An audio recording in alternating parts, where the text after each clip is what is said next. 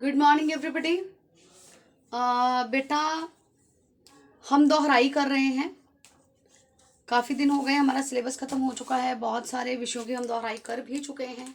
ठीक है, तो आज हम लोग दोबारा से शुरू कर रहे हैं। आज हम चैप्टर्स रिवाइज करेंगे। ओके, पाठ्य पुस्तक।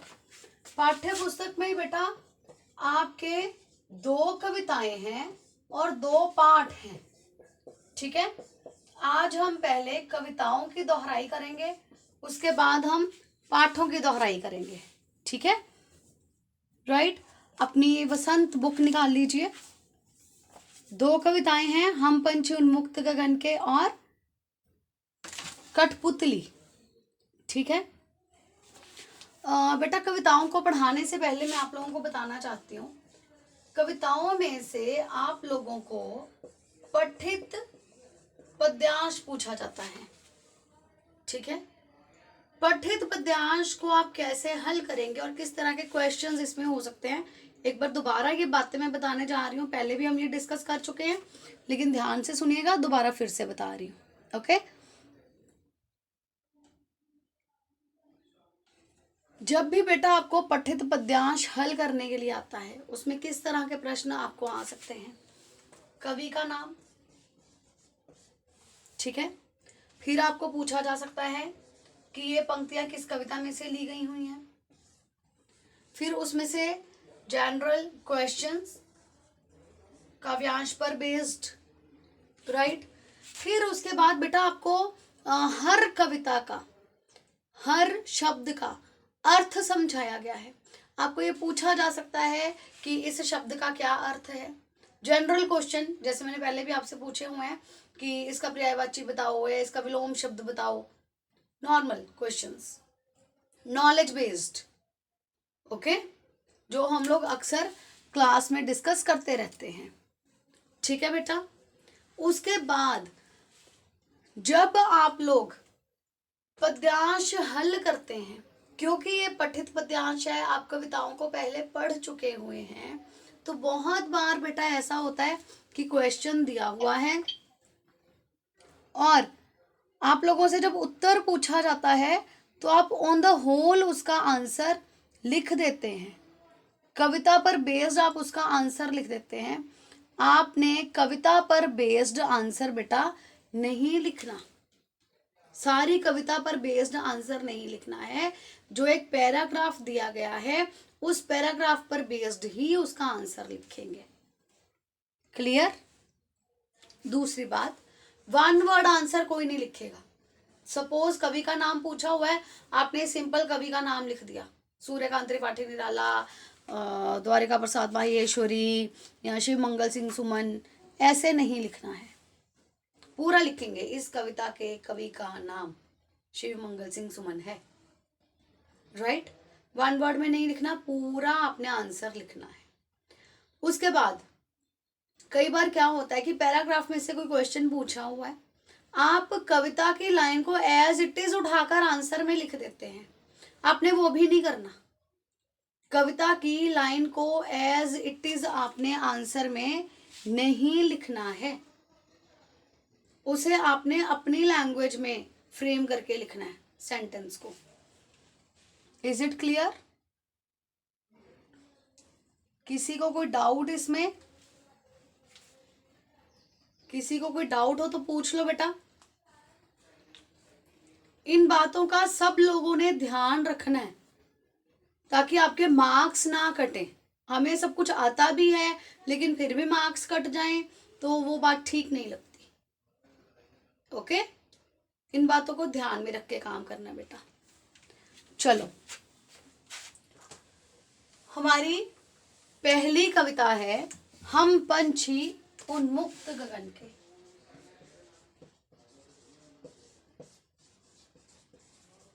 हम पंछी उन्मुक्त गगन के। अब देखो, इस कविता के नाम में ही 3 ऐसे अक्षर हैं जिनका अर्थ आपसे पूछा जा सकता है या जिसका पर्यायवाची पूछा जा सकता है। ठीक है, पंछी का क्या अर्थ होता है? पक्षी, उन्मुक्त आजाद, गगन आसमान। सपोज आपसे पूछ लिया जाए इसका पर्यायवाची लिखो, तो जो अर्थ है वही पर्यायवाची होता है। ओके, ठीक है, चलें आगे। कविता पढ़ूंगी, साथ साथ में समझाती जाऊंगी, ध्यान से सुनना सब लोग। सबसे पहले हाथ खड़ा करके मुझे बताओ इस कविता के कवि कौन है। Raise your hand fast. और सब लोग बेटा अपनी वीडियोस ऑन करो। वीडियो ऑन क्यों नहीं की है हमने? Yes Jasleen. Shiv Mangal Singh. Very good, Shiv Mangal Singh Suman. Okay, ये इसके कवि हैं, राइट। मैं पढ़ती जा रही हूं कविता, साथ साथ में समझाऊंगी, ध्यान से समझिएगा। हम पंछी उन मुक्त गगन के पिंजर बंधना गा पाएंगे, कनक तीलियों से टकराकर पुलकित पंख टूट जाएंगे। हम बहता जल पीने वाले मर जाएंगे भूखे प्यासे, कहीं भली है कटुक निवारी कनक कटोरी की मैदा से। स्वर्ण श्रृंखला के बंधन में अपनी गति उड़ान सब भूले, बस सपनों में देख रहे हैं तरु की फुनगी पर के झूले। ऐसे थे अरमान की उड़ते नीले नभ की सीमा पाने, नाग किरण सी चोंच खोल चुगते तारक अनार के दाने। होती सीमाहीन क्षितिज से इन पंखों की होड़ा होड़ी, या तो क्षितिज मिलन बन जाता या तंती सांसों की डोरी। नीड़ ना दो चाहे टहनी का आश्रय छिन्न भिन्न कर डालो, लेकिन पंख दिए हैं तो आकुल उड़ान में विघ्न ना डालो। ओके, अब इस कविता में बेटा शिव मंगल सिंह सुमन जी ने, कवि ने पक्षियों के भावों को व्यक्त किया है। पक्षियों के भाव बताए हैं कि पक्षी क्या चाहते हैं। ऐसे पक्षी जो पिंजरे में बंद हैं, वो पक्षी कहते हैं कि हम पंछी उन्मुक्त गगन के। पक्षियों का घर क्या है? आसमान है ना, आसमान में उन्हें खुला छोड़ देना चाहिए, वो आसमान में घूमने चाहिए। हम पंछी उन्मुक्त गगन के कहते हैं, हम ऐसे पक्षी हैं जो आजाद आसमान में, खुले आसमान में घूमना चाहते हैं। पिंजर बद्ध ना गा पाएंगे, पिंजर बद्ध मतलब पिंजरे में बंद, हम पिंजरे में बंद होकर गा नहीं सकते। कनक तीलियों से टकराकर, कनक मतलब सोना, सोना, और तीलियां मतलब सलाखें। वो कहते हैं कि सोने की सलाखों से टकराकर पुलकित पंख टूट जाएंगे। पुलकित मतलब कोमल, हमारे कोमल कोमल पंख हैं जो कि सोने की सलाखों से टकराकर टूट जाएंगे। इसका मतलब क्या है? पक्षी कहते हैं चाहे तुम हमें सोने का पिंजरा दे दो, चाहे हमें सोने के पिंजरे में बंद कर दो, लेकिन हम उसमें से भी बाहर निकलने की कोशिश करेंगे, और उस कोशिश में हमारे कोमल कोमल पंख उनसे टकरा टकरा कर टूट जाएंगे।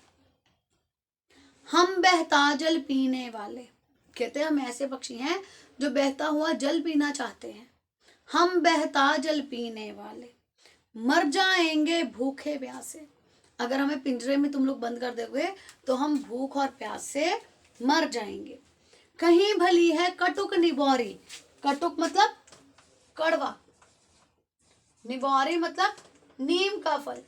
कहते हैं कहीं भली है कटुक निबौरी कनक कटोरी की मैदा से। कनक मतलब सोना, कटोरी मतलब कटोरी, मैदा से। मैदा मैंने आप लोगों को पहले भी बताया था, आपने नोटिस किया होगा मैदा की जितनी भी चीजें बनी होती हैं मैदे से, वो सारी बड़ी टेस्टी होती हैं, डिलीशियस, है ना, स्वादिष्ट होती हैं। भटूरे, पिज्जा, बर्गर्स, ये सब मैदे से बने होते हैं, है ना। यहाँ पर मैदे का मतलब है स्वादिष्ट व्यंजन, यहाँ पर मैदा का मतलब है स्वादिष्ट व्यंजन, डिलीशियस फूड, स्वादिष्ट व्यंजन, टेस्टी फूड, ठीक है।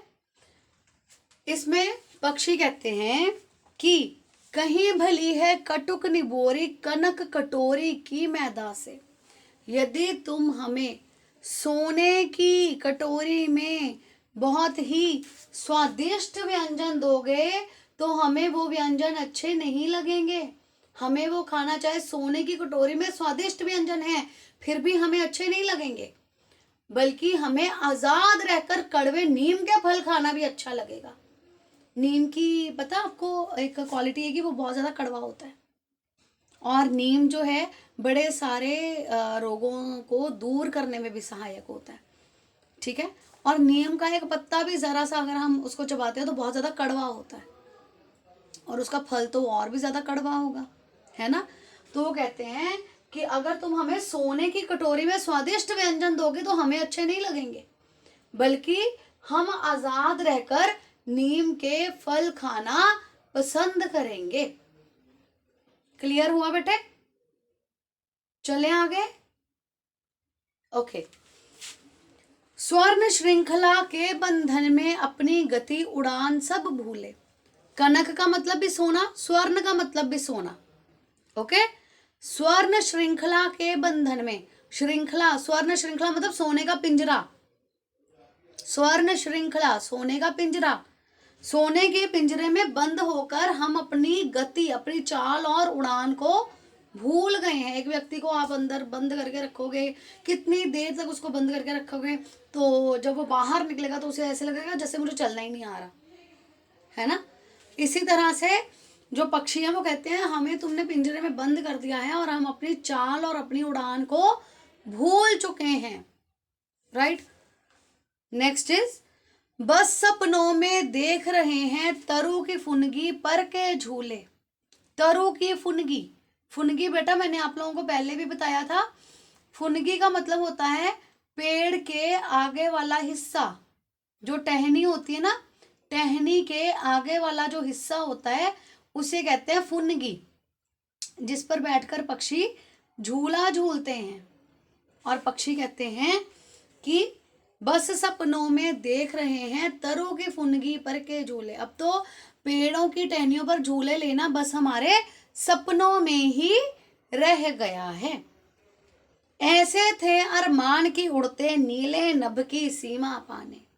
पक्षी कहते हैं ये हमारी इच्छा थी, अरमान मतलब इच्छा, ये हमारी इच्छा थी कि हम आसमान की सीमा को प्राप्त कर लें। आसमान की कोई सीमा है?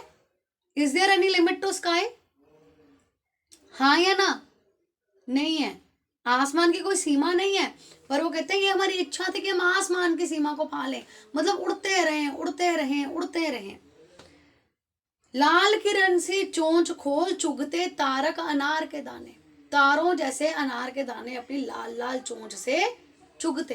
कहते ये हमारी इच्छा थी कि हम आसमान में उड़ते रहते जब तक उसकी सीमा को प्राप्त नहीं कर लें, और अपनी लाल किरण जैसी चोंच खोलकर हम तारों जैसे अनार के दाने चुगना चाहते हैं। होती सीमाहीन क्षितिज से इन पंखों की होड़ा होड़ी। सीमाहीन, जिसकी कोई सीमा नहीं है, जिसकी कोई लिमिट नहीं है। ठीक है। क्षितिज, क्षितिज आप कह सकते हो आसमान की सीमा, क्षितिज आसमान की सीमा। होती सीमाहीन क्षितिज से, जहां पर आसमान और धरती आपस में मिलते हैं। मैंने आपको बताया था क्षितिज मतलब होराइजन, रिमेंबर, जहां पर आसमान और धरती हमें लगता है कि आपस में मिल रहे हैं, लेकिन ऐसा कभी होता है कि धरती और आसमान आपस में मिल जाए? नहीं होता ना। एक ऐसा पॉइंट जहां हमें लगता है कि आसमान और धरती आपस में मिल रहे हैं उसे कहते हैं क्षितिज। तो पक्षी कहते हैं या तो हम उस क्षितिज को प्राप्त कर लेते, या तो हम आसमान की सीमा को प्राप्त कर लेते, या उसके पाने की कोशिश में हम मर जाते। नीड़ ना दो चाहे टहनी का आश्रय छिन्न भिन्न कर डालो। कहते हैं चाहे हमें पेड़ों पर घोंसले ना बनाने दो, नीड़ मतलब घोंसला, चाहे हमें पेड़ों पर घोंसले मत बनाने दो, आश्रय छिन्न भिन्न कर डालो, चाहे हमारा सहारा छीन लो। आश्रय मतलब सहारा, चाहे हमारा सहारा हमसे छीन लो, लेकिन पंख दिए तो हैं। लेकिन अगर प्रभु ने, भगवान ने हमें पंख दिए हैं तो आकुल उड़ान में विघ्न ना डालो। आकुल मतलब बेचैन, हम उड़ने के लिए बेचैन हैं। विघ्न मतलब रुकावट, और हमारे उस उड़ने में किसी तरह की कोई रुकावट मत डालो। क्लियर? Is it clear? किसी को कोई डाउट बेटा? Okay fine. चलो आप लोगों को याद होगा मैंने पोएम में से, कविता में से आप लोगों को अलंकार करवाया था, याद है? अनुप्रास अलंकार मैंने बताया था, अलंकार क्या होते हैं, और अनुप्रास अलंकार भी बताया था। ठीक है? अनुप्रास अलंकार कहाँ पे होता है? जहां दो शब्द, दो या दो से ज्यादा शब्द लिखे हुए हैं लेकिन उनका पहला अक्षर सेम है। ठीक है? जैसे एग्जाम्पल बताओ, रेज योर हैंड्स।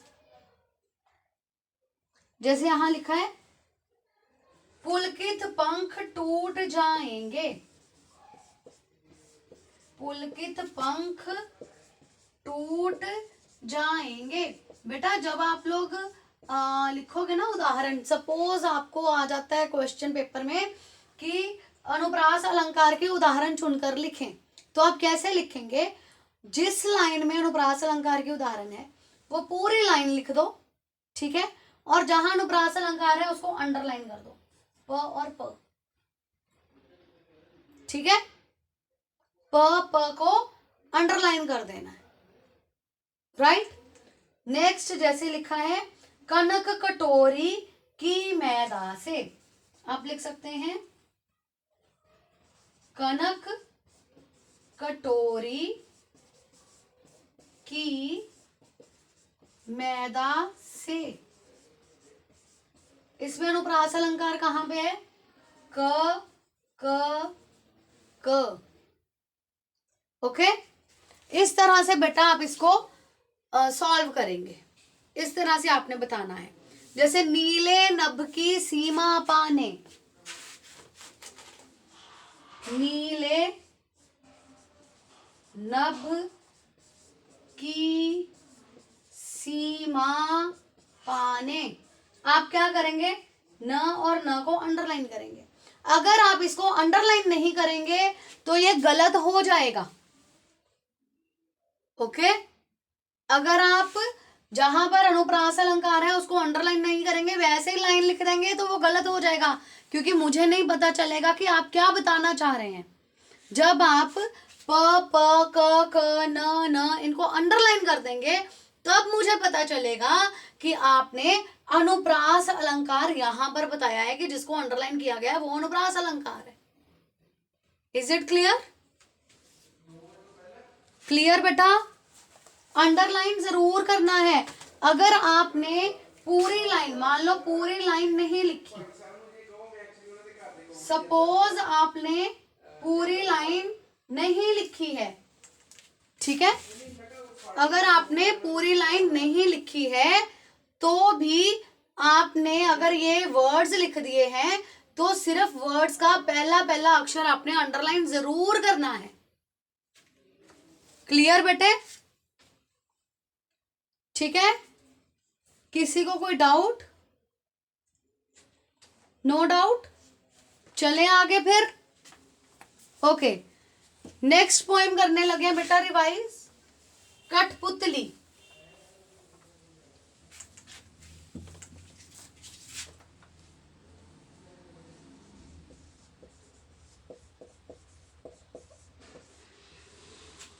कठपुतली कविता है बेटा, कौन बताएगा इसके कवि कौन है? कठपुतली कविता के कवि कौन है?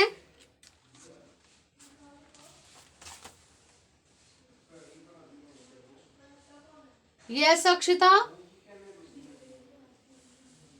यस अक्षिता। बेटा ध्यान से पढ़ो, भावनी नहीं लिखा, भवानी, ध्यान से लिखेंगे। भवानी प्रसाद मिश्र। अगर आप भावनी लिख देंगे बेटा वो स्पेलिंग्स गलत हो जाएंगे और मार्क्स कट जाएंगे। Okay?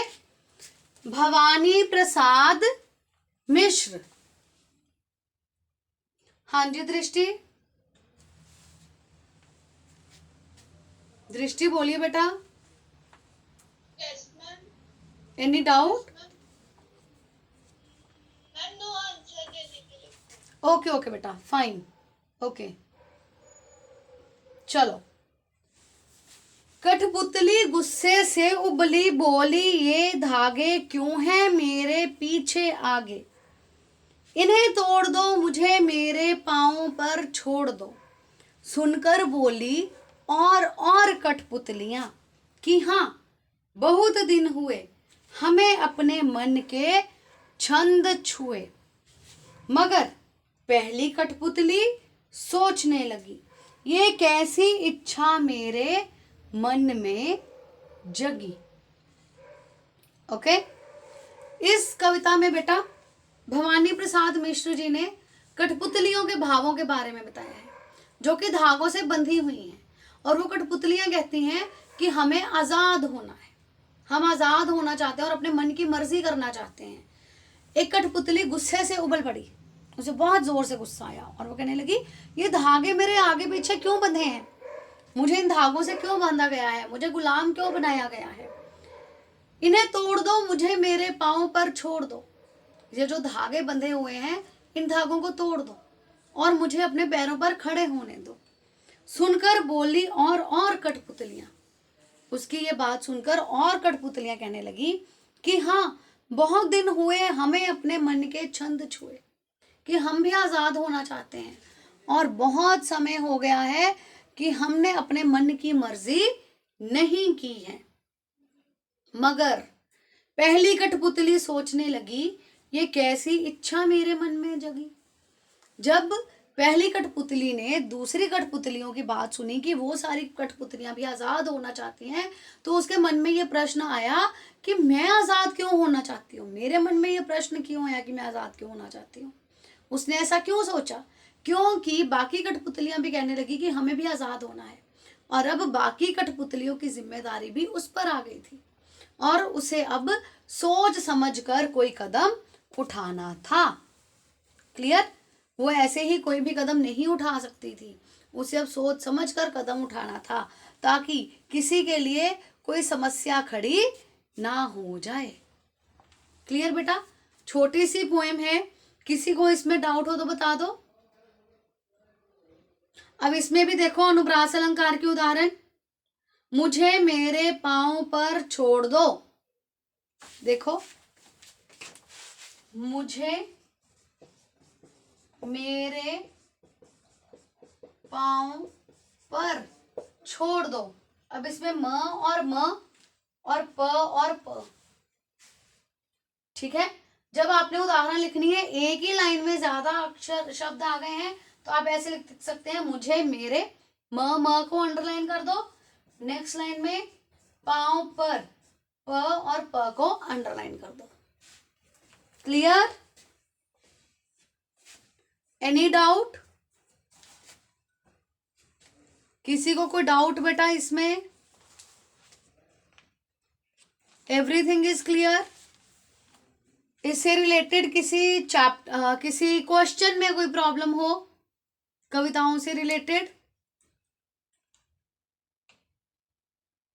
Is there any doubt? No? Okay fine.